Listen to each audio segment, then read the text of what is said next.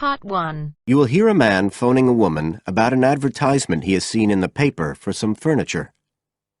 First, you have some time to look at questions 1 to 5.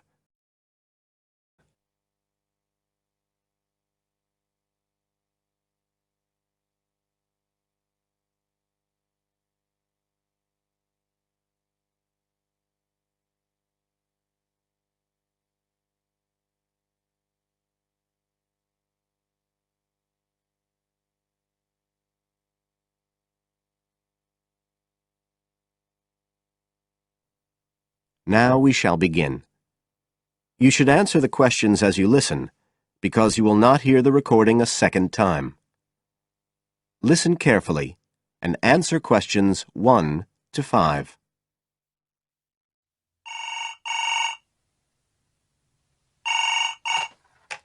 Hello? Oh, hello. I'm ringing about the advertisement in yesterday's newspaper. The one for the bookcases. Can you tell me if they're still available? We've sold one, but we still have 2 available. Right. Can you tell me a bit about them? Sure. What do you want to know? Well, I'm looking for something to fit in my study. So, well, I'm not too worried about the height, but the width's quite important. Can you tell me how wide each of them is? They're both exactly the same size. Let me see, I've got the details written down somewhere. Yes, so they're both 75 centimetres wide and 180 centimetres high. Okay, fine. That should fit in okay. And I don't want anything that looks too severe. Not made of metal, for example. I was really looking for something made of wood. That's all right. They are, both of them. So, are they both the same price as well? No, the first bookcase is quite a bit cheaper. It's just £15.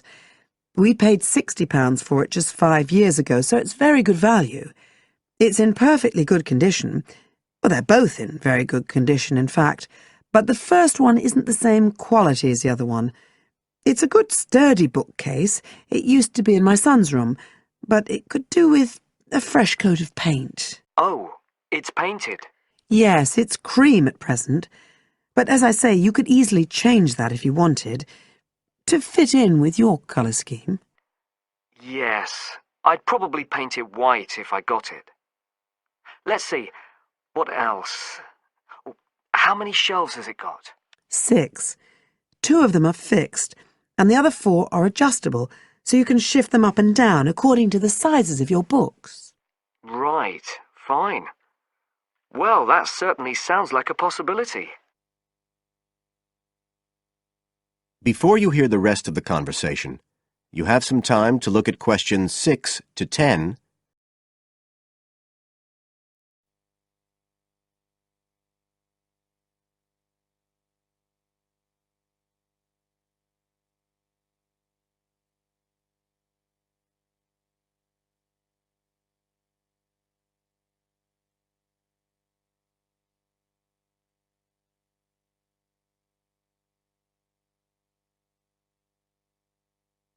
Now listen and answer questions 6 to 10.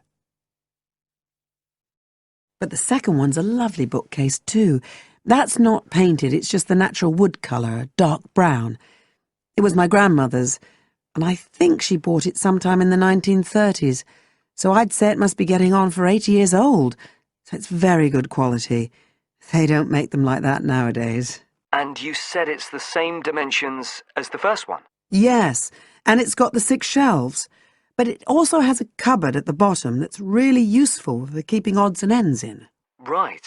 Oh, and I nearly forgot to say, the other thing about it is it's got glass doors, so the books are all kept out of the dust. So it's really good value for the money. I'm really sorry to be selling it, but we just don't have the room for it. So what are you asking for that one? £95. It's quite a bit more, but it's a lovely piece of furniture. A real heirloom. Yes. All the same, it's a lot more than I wanted to pay. I didn't really want to go above 30 or 40. Anyway, the first one sounds fine for what I need. Just as you like. So, Is it all right if I come round and have a look this evening? Then, if it's okay, I can take it away with me. Of course. So you'll be coming by car, will you? I've got a friend with a van, so I'll get him to bring me round. If you can just give me the details of where you live. Sure. I'm Mrs. Blake. Blake. That's right. And the address is 41 Oak Rise. That's in Stanton. Okay, so I'll be coming from the town centre. Can you give me an idea of where you are? Yes. You know the road that goes out towards the university? Yes. Well, you take that road and you go on till you get to a roundabout. Go straight on, then Oak Rise is the first road to the right. Out towards the university, past the roundabout, first left. First right. And we're at the end of the road. Got it. So I'll be round at about 7, if that's all right. Oh, and my name's Connor. Connor Field. Fine. I'll see you then, Connor. Goodbye. Goodbye. That is the end of part 1. You now have half a minute to check your answers.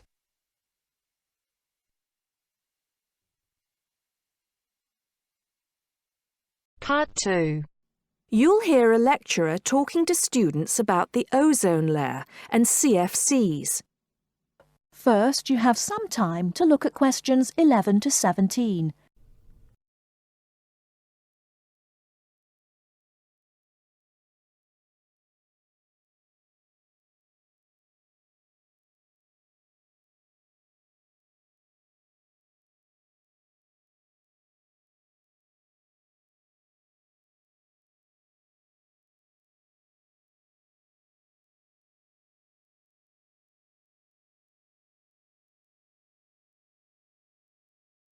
Now, listen carefully and answer questions 11 to 17. Today, it is well known that CFCs, or chlorofluorocarbons, can do immense damage to the ozone layer, which protects the Earth from harmful radiation from the sun. However, it was as recently as the mid-1970s when the connection between CFCs and ozone layer destruction was first established. The story starts back in 1957, when James Lovelock invented the electron capture detector. This is a machine that can detect very small amounts of a chemical compound in the atmosphere. Indeed, using the machine, it was Lovelock who was the first person to detect the widespread presence of CFCs in the Earth's atmosphere. In 1973, Lovelock, on a research trip which he'd funded himself, measured the amount of CFCs in the atmosphere in the Arctic and in Antarctica, but unfortunately came to the wrong conclusion that CFCs are not harmful to the environment. Following on from this work, though, in 1974, Sherry Rowland and Mario Molina published the very first scientific paper on the connection between CFCs and ozone depletion. This quickly prompted the world's first ban on the use of CFCs, which was enacted in 1975 by the US state of Oregon. Further bans followed. In 1978, the United States and several European countries banned the use of CFCs in spray cans. CFCs were still allowed to be used, though, for refrigeration and in solvents. It was in the mid-1980s that scientists in Antarctica observed a huge depletion in the ozone layer above them, often called the hole in the ozone layer. This led, in 1987, to the signing of the Montreal Protocol, which called for further reductions in the production and use of CFCs, and then, 2 years later, to a European Union agreement to ban the production of all CFCs by the end of the century. Before you hear the rest of the talk, you have some time to look at questions 18 to 20.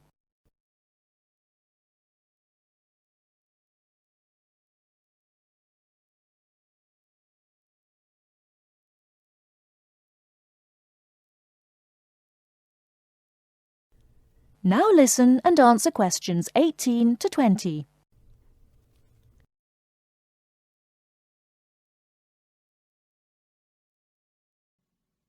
So why exactly are CFCs so harmful? One of the reasons CFCs were so popular in the production of solvents and refrigeration coolants is that they are unreactive. That is, they don't react easily or at all with other chemical compounds. It's this property, however, that also makes them dangerous. Because they are unreactive, it's very difficult for them to be broken down. This gives them a long lifespan, more than 100 years in some cases, and allows them to rise into the upper levels of the atmosphere, the stratosphere, unchanged. There, ultraviolet radiation from the sun starts to break them down, freeing the chlorine atoms from the CFCs. It's this chlorine that helps destroy the ozone there. That is the end of part 2. You now have half a minute to check your answers.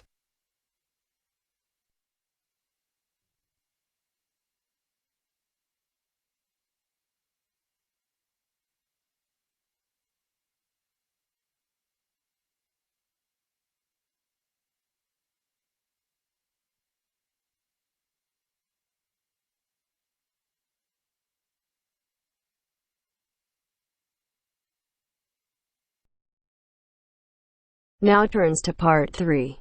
Part 3. You will hear a conversation between a student and an accommodation officer.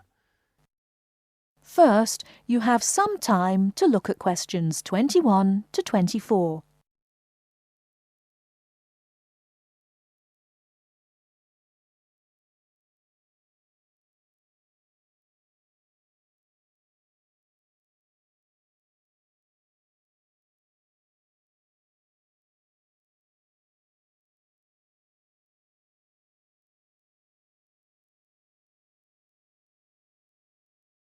Now, listen carefully and answer questions 21 to 24.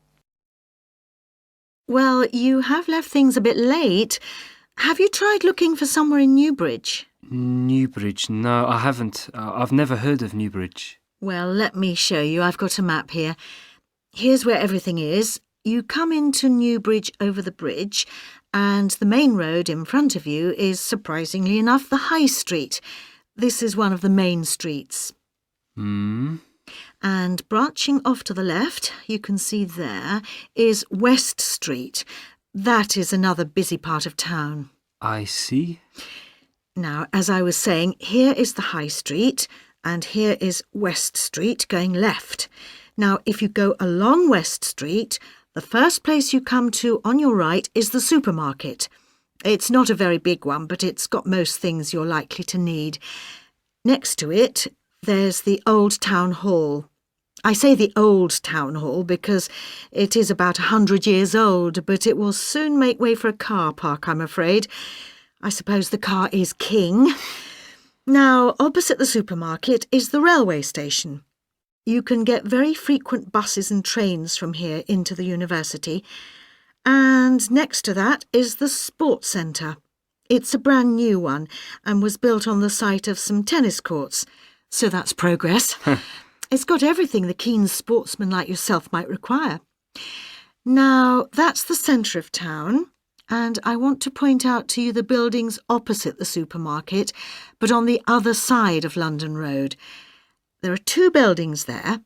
The one further away from the High Street is called the Heights, and the one nearer the High Street is called the Towers. What are they?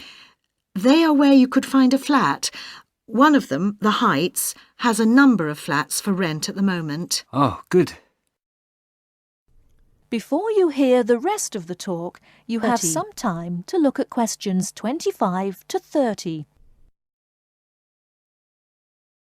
Now listen and answer questions 25 to 30. Now, the first one is flat 4. That's a nice flat with a balcony, and you need to apply to the Newbridge Accommodation Agency to ask about that one. You'll find their number in the phone book. Number 6 is another nice one which has been empty for a while, and you can ring the owner directly, I think. Yes, I've got her number written here. There it is. Right, thank you. Good. Now, number 8 is a re-advertisement. What do you mean? Well, it did have a tenant, but now it is for rent again, so I'd like to ask about that one. Leave it with me and I'll look into it for you. Then we can talk about it when I've got more information. Okay. Are there others in this block? Yes, there's number 10. Now, this one's a bit strange. It's advertised with an agency as well as privately in the local paper. Normally, if it's advertised through an agency, you shouldn't really go behind the agency and go directly to the owner. But on this occasion, I suggest you just answer the advert here in the newspaper, which the owner has obviously put in. Okay. Finally, there is number 14. This is with the New Start agency. This is an agency started by the girl who was my assistant here, and she left to make money for herself, so she's not my favourite person. But I'm afraid I would have to advise you to go through the agency anyway. Again, their number is in the phone book. All right, is that something for you to be starting with? That's great. But what kind of place is Newbridge? It's a nice place. It was developed about 100 years ago, really for people who worked in the factories around there. They were clothing factories and everyone worked in them, men, women, boys and girls. Then, when the factories closed down, things got very difficult for the town. There was a huge amount of unemployment until a few years ago when, in the telecoms boom, a company making mobile phones started up. I think your phone was made in Newbridge. And now this company employs most of the people in the town. There are new housing estates on the edge of the town, but they're mostly occupied by young families, and there isn't much student accommodation there. Most flats and so on are in the centre. That sounds good. Well, let me know how you get on. Yes, of course. Thank you. Bye. Bye. That is the end of part 3. You now have half a minute to check your answers.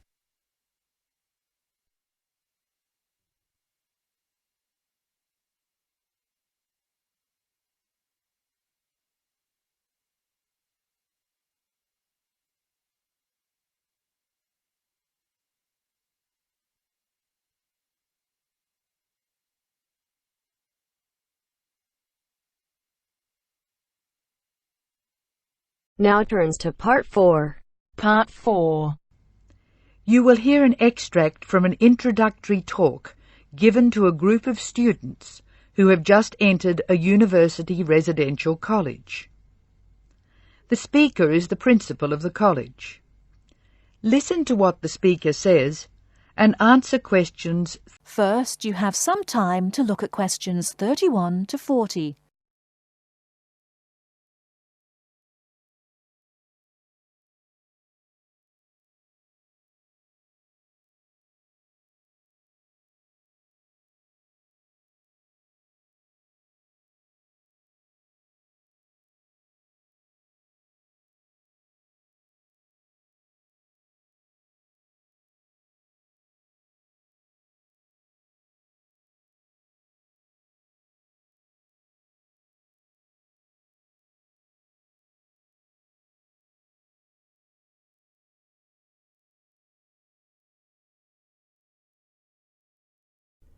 Now, listen carefully and answer questions 31 to 40. Good morning and welcome to Scholastic House. I'm delighted to see you here. It is my duty to explain to you some of the history of our college and some of the traditions which I hope you will uphold. The idea for Scholastic House was expounded by Samuel Wells in 1898. Wells was a visionary whose ideas were well ahead of his time. He wanted a college which would encourage friendship between people of different races and nationalities. Wells died in 1900 before he could see the college in action. Scholastic House finally began operating in 1903 with 10 students. Those students came from Asia, Europe and the Americas. At that time, Scholastic House accepted only male students, although it has been co-educational since 1963. 9 of these foundation students went on to lead illustrious lives. The only exception died tragically on his way home from Scholastic House to Sarawak. He had only recently graduated with an honours degree in law, and he was robbed of a brilliant future. The other 9 students, as I said, led very fulfilling lives. 3 became political leaders, 3 became doctors. Perhaps the most famous graduate became a university teacher and was responsible for the introduction of modern teaching training methods in his country. 2 of the original group became senior engineers and went on to deeply influence the way the water systems of their country were exploited. The college ran into hard times during the period of the Great War, 1914 to 1918, when the charter of the college was interpreted to mean that neither students nor staff could take part in the war effort. Many people felt that this indicated a lack of national spirit, and the walls of the college were frequently marked with graffiti. Meantime, outside the college, tens of thousands of young men went away to fight in Europe, never to return. The college was building a reputation for learning and for tolerance of opposing views. Scholastic House debate and discussion nights were open to the public in 1927 and have been available to anyone who wishes to attend ever since. It is a proud tradition of the college that any view may be expressed, provided that it can be defended intellectually. Over the years, topics which were controversial at the time have been discussed and debated. Why should we do this? The publicity we receive is often sensational, and there is no joy in encouraging argument for its own sake. In fact, that sort of discussion just increases tension. The only legitimate reason for our behaviour is that it casts light upon the topic in question and informs the debate. And controversial topics are the ones which most need informed attention. As the world forges ahead, we often find our scientists have outstripped our philosophers. We frequently develop scientific marvels without realizing their full implications. Nowhere is this more obvious than in medicine. We are now able to keep people alive far longer than before. But this medical ability must be measured in relation to the quality of those lives. I urge you to spend your time at Scholastic House wisely.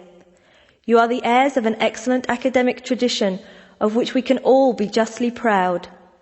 It is your responsibility to continue this tradition of querying where our world is going. Progress is not always upwards. I wish you every joy in your time here, and I hope that I will hear much well-informed debate from you. That is the end of part 4. You now have half a minute to check your answers.